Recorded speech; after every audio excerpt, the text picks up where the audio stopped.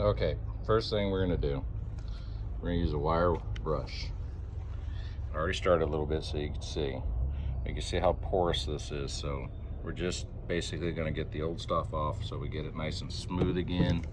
You'll feel it with your hand, it'll still feel kind of rough.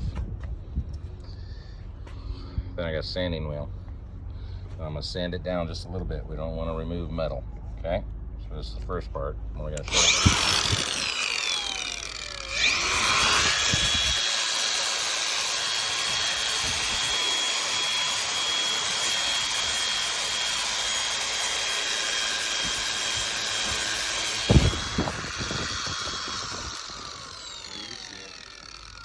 Basically, I'm going to use this guy for doing this, and then I'm going to use that flat one to do the flat surface.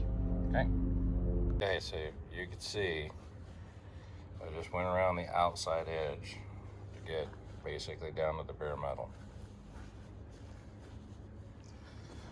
Now I'm going to switch wheels and do the bottom.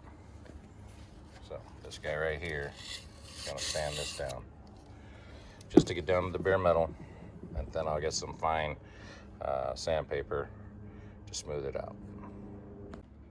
Okay, I just did half of it so you can see it. Like this right here, just with that little sanding wheel, this is nice and smooth. Now you can see the pits, which is fine because the oil is going to fit that in, and when it bakes in there, it'll make it nice and smooth. You can feel a huge difference between this side and this side. Okay, now we're done with that. We're gonna wash the pans. You can see it here, nice and shiny. There's your pan, there's my pan. Okay, right now, all I'm doing is just heating them up, making sure they're dry because I just got done washing them. And of course, I dried them, but this way it's 100% dry. All of the surfaces are dry.